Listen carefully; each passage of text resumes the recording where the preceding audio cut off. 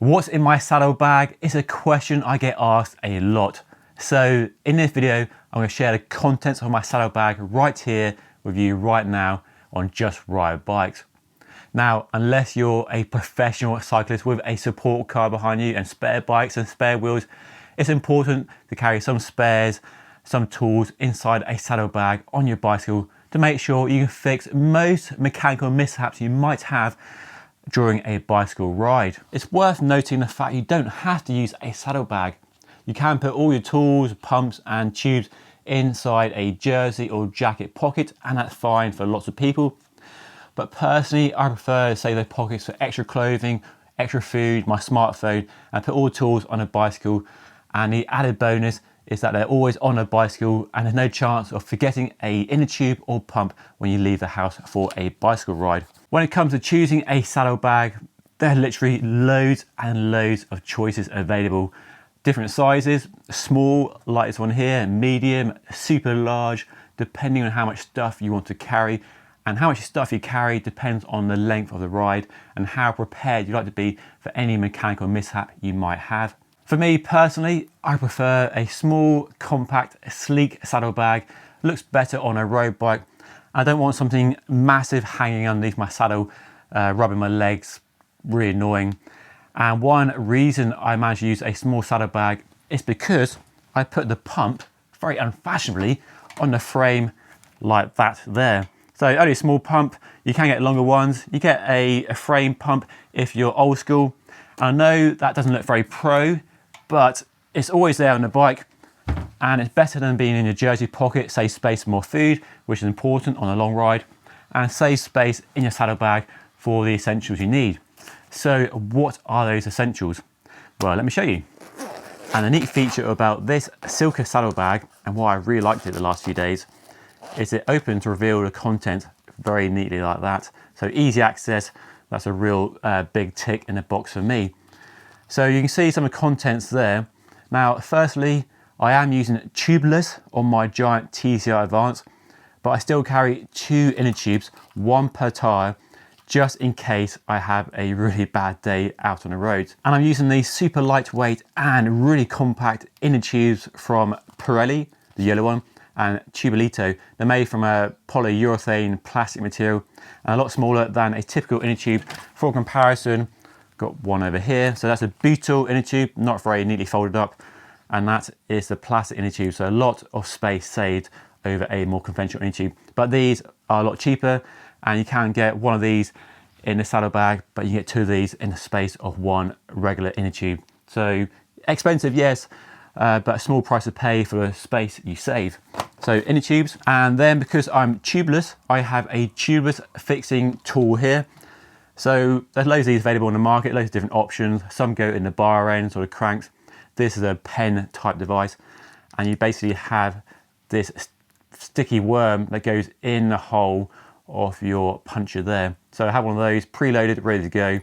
So if I have a puncture that the sealant can't seal, I whip this out, jam it into the hole, fingers crossed, it should be good. But if that fails, I have the inner tubes as well. For me, a couple of essentials as a contact lens wearer are some spare contact lenses. So really useful. I have been on long, hot, salty rides when contact lenses have been washed out due to the amount of sweat.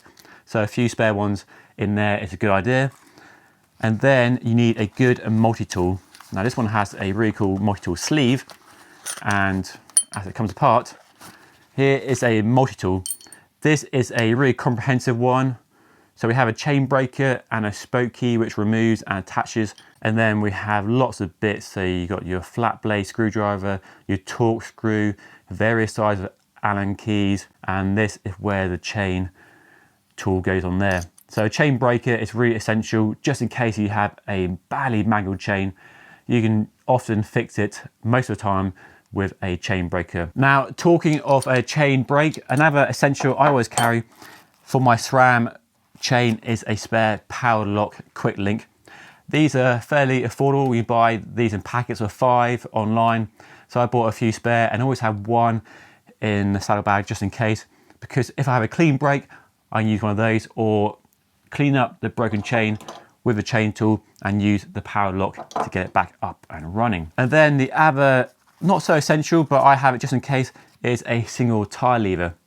Now, tyre levers is one up for debate. For me, I know I can get these Pirelli tyres off these MV rims without a tyre lever, but I have one very slim plastic lightweight one just in case my thumbs aren't having a good day.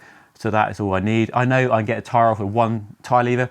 If you're not confident, maybe 2 or 3 just in case. And those then are the contents of my saddlebag.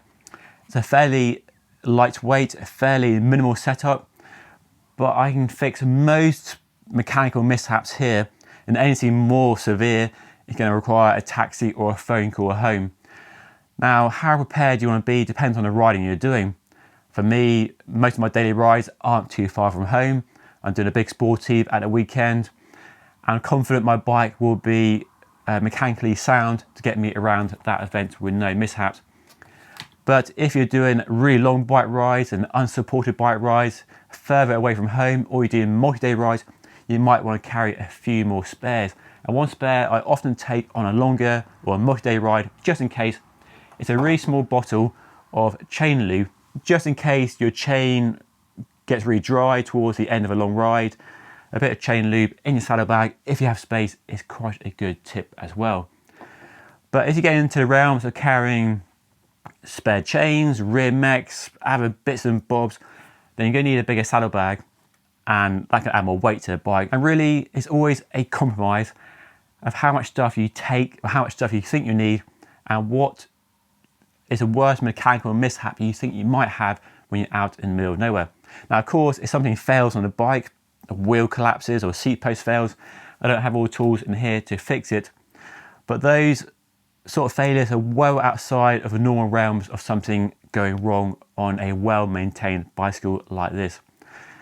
So that's what I carry in my saddlebag. As I said earlier, I prefer to put all that in a saddlebag, so it's always on the bike.